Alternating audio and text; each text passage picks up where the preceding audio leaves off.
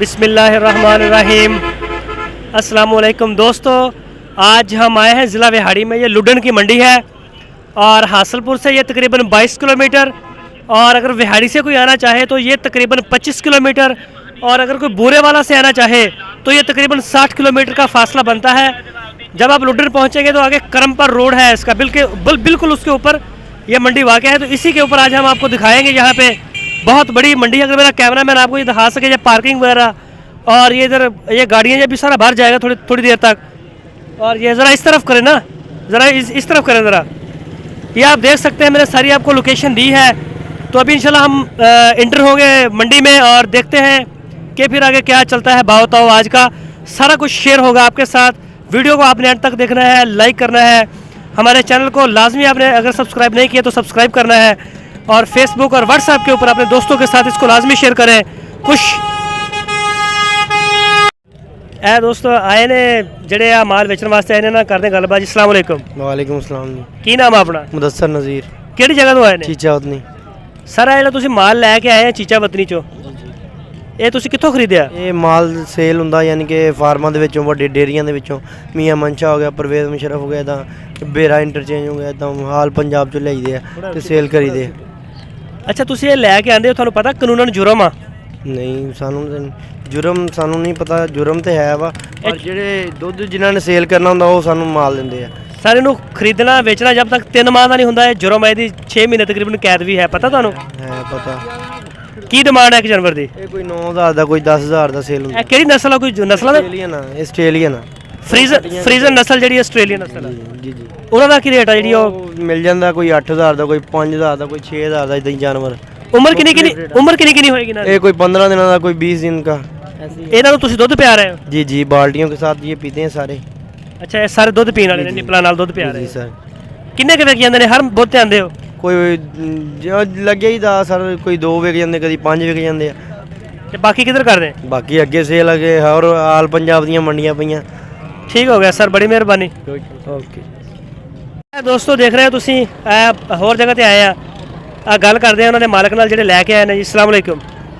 ਯਾਰ ਨਾ ਕਰ ਇਸ ਤਰ੍ਹਾਂ, ਕੀ ਕਰਦਾ ਕਮਾਲ। ਪਾਏ ਨੇ, ਇੱਕ ਮਿੰਟ ਟਾਈਮ ਤਾਂ ਦੇਣਾ ਜ਼ਰਾ। ਕੀ ਹੋ ਗਿਆ ਯਾਰ? ਕੁਝ ਨਹੀਂ ਹੁੰਦਾ, ਸਾਰੇ ਮੰਡੀ ਖੜੇ ਨੇ, ਗੱਲ ਕਰ। ਕਮਾਲ ਹੈ ਤੇਰੇ। ਇਹ ਦੋਸਤੋ ਤੁਸੀਂ ਦੇਖ ਰਹੇ ਹੋ, ਪਿੱਛੇ ਵੱਛੀਆਂ ਸੀ ਤੇ ਆ ਸਾਰੇ ਕੱਟੇ ਨੇ ਇਹਨਾਂ ਦੇ ਕੋਲ। ਕੋਈ ਛੋਟੇ, ਕੋਈ ਮੇਲ ਨੇ, ਕੋਈ ਫੀਮੇਲ ਨੇ। ਤੇ ਆ ਗੱਲ ਕਰਦੇ ਆ, ਰੇਟ ਸ਼ੇਟ ਪੁੱਛਦੇ ਆ। ਅਸਲਾਮ ਵਾਲੇਕੁਮ। ਵਾਲੇਕੁਮ ਸਲਾਮ। ਕਿਹੜੀ ਜਗ੍ਹਾ ਤੋਂ ਆਏ ਨੇ? ਇੱਥੇ ਬੂਰੇ ਵਾਲੇ ਚੋਂ। ਅੱਛਾ ਸਰ, ਇਹ ਲੋਕ ਘਰੇਲੂ ਜਿਹੜਾ ਜਾਨਵਰ ਰੱਖੇ ਆ ਉਹ ਵੇਚਦੇ ਜਾਂ ਫਾਰਮ ਵਾਲੇ ਵੇਚਦੇ ਨੇ? ਇਹ ਕਰਾਚੀ ਵਾਲੇ ਵੇਚਦੇ। ਤੁਸੀਂ ਕਰਾਚੀੋਂ ਲੈ ਗਏ? ਨਹੀਂ, ਅਸੀਂ ਇੱਥੋਂ ਲੈ। ਐਨੂੰ ਤਾਂ ਮੂੰਹ ਕਰੋ। ਹਾਂ, ਕਰਾਚੀੋਂ ਲੈ ਗਏ ਨੇ? ਯਾਰ ਦੱਸ ਕੀ ਮਸਲਾ ਕੀ ਹੈ?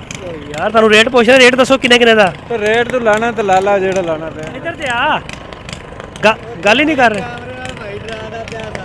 ਇਹ ਦੋਸਤੋ ਤੁਸੀਂ ਦੇਖ ਰਹੇ ਹੋ, ਨਹੀਂ ਗੱਲ ਕਰ ਰਿਹਾ। अगर ਇਹ ਦਿਖਾਣਾ ਜ਼ਰਾ ਅੱਛੀ ਤਰ੍ਹਾਂ ਦਿਖਾਓ ਨਾ। ਛੋਟੇ ਛੋਟੇ ਜਾਨਵਰ ਨੇ ਦੁੱਧ ਪੀਣ ਵਾਲੇ, ਔਰ ਇਹ ਜ਼ੁਲਮ ਆ ਸਾਡੇ ਮੁਲਕ ਦੇ ਵਿੱਚ ਜਿਹੜਾ ਤੁਸੀਂ ਦੇਖ ਰਹੇ ਹੋ। ਵਿਚਾਰੇ ਜਿਹੜੇ ਆ ਉਹ ਫੌਰਨ ਪੈਦਾ ਹੁੰਦੇ ਹੀ 2-4 ਦਿਨ ਦੁੱਧ ਪਿਆ ਔਰ ਸਾਈਡ ਤੇ ਕਰਤੇ। ਤੇ ਕਾਨੂੰਨ ਵੀ ਜੁਰਮ ਹੈ, ਲੇਕਿਨ ਲੋਕ ਇਸ ਚੀਜ਼ ਨੂੰ ਸਮਝਦੇ ਨਹੀਂ ਹੈ। ਸਿਰਫ ਦੁੱਧ ਵੇਚਣ ਦੀ ਖਾਤਰ ਫਾਰਮ ਵਾਲੇ, ਖਾਸ ਕਰ ਜਿਹੜੇ ਫਾਰਮ ਵਾਲੇ ਲੋਕ ਨੇ, ਉਹ ਇਹਨਾਂ ਨੂੰ ਸੇਲ ਕਰ ਦਿੰਦੇ ਨੇ। ਔਰ ਤਕਰੀਬਨ ਕੋਈ 3000-4000 ਪਰ ਜਾਨਵਰ ਲੈ ਜਾਂਦੇ ਨੇ ਲੋਕ। ਇਹ ਅਗਰ ਆ ਦੇਖ ਸਕਦੇ ਹੋ ਸਾਹਮਣੇ, ਅੱਗੇ ਦੂਰ ਤੱਕ ਦਿਖਾਣਾ ਜ਼ਰਾ ਕੈਮਰਾਮੈਨ ਸਾਹਿਬ। ਆ ਦੇਖੋ ਨਾ, ਕਿੰਨਾ ਮਤਲਬ ਸਾਰਾ ਜਾਨਵਰ ਜਿਹੜਾ ਫਾਰਮਾਂ 'ਚੋਂ ਆ ਜਾਂਦਾ ਛੋਟਾ, ਗੱਲ ਹੀ ਨਹੀਂ ਕਰ ਰਿਹਾ ਸਿਰਫ। ਇਹ ਦੋਸਤੋ ਤੁਸੀਂ ਦੇਖ ਸਕਦੇ ਹੋ ਕਿ ਇਹਨਾਂ ਦੇ ਕੋਲ ਜਿਹੜੀਆਂ ਛੋਟੇ ਜਾਨਵਰ ਨੇ, ਬਿਲਕੁਲ ਹੀ ਤਕਰੀਬਨ ਕੋਈ 10 ਦਿਨ ਦਾ, 15 ਦਿਨ ਦਾ। ਇਹ ਵੀ ਇੱਕ ਪਾਕਿਸਤਾਨ ਦਾ ਬੜਾ ਵੱਡਾ ਮਸਲਾ ਹੈਗਾ। ਔਰ ਦੁੱਧ ਪੀਣ ਦੇ ਜਦੋਂ ਦਿਨ ਹੁੰਦੇ, ਜਾਨਵਰ ਤਾਂ ਵਿਚਾਰੇ ਮੰਡੀਆਂ 'ਚ ਆ ਜਾਂਦੇ ਨੇ। ਤੇ ਇਹ ਸਾਰਾ ਤੁਸੀਂ ਦੇਖ ਰਹੇ ਹੋ, ਕੱਟੇ ਵੀ ਨੇ, ਔਰ ਆ ਛੋਟੀਆਂ ਵੱਛੀਆਂ ਨੇ, ਇਹਨਾਂ ਦੇ ਕੀ ਹਾਲਾਤ ਨੇ। ਔਰ ਕੋਸ਼ਿਸ਼ ਕਰਦੇ ਆ ਕਿ ਸਾਡੇ ਨਾਲ ਉਹ ਗੱਲ ਵੀ ਕਰਨ। ਕਿੱਥੇ ਬੁਲਾਣਾ ਉਹਨਾਂ ਨੂੰ? ਕਿਹੜਾ ਮਾਲਕ है ਇਹਨਾਂ ਦਾ? एक मिनट रुके। आज हमने विज़िट किया है ये सारी लुडन मंडी का। आपने जैसे कि देखा, बड़ी अच्छी नस्ल की गाय, बछड़ियाँ, कट्टे, बछड़े, बकरियाँ, उन सब का हमने जो विज़िट किया, और आपको जो बराह रास्त व्यापारियों के नंबर्स और उनके रेट्स मिले। तो वीडियो हमारी आप एंड तक देखते रहिए, और इंशाल्लाह आपको मज़ीद जो अच्छी वीडियोज़ हैं वो मिलती रहेंगी ऐसी। तो बिल्कुल आप थक चुके हैं और वापस जा रहे हैं, तो इंशाल्लाह फिर मिलेंगे आपको किसी और मंडी में।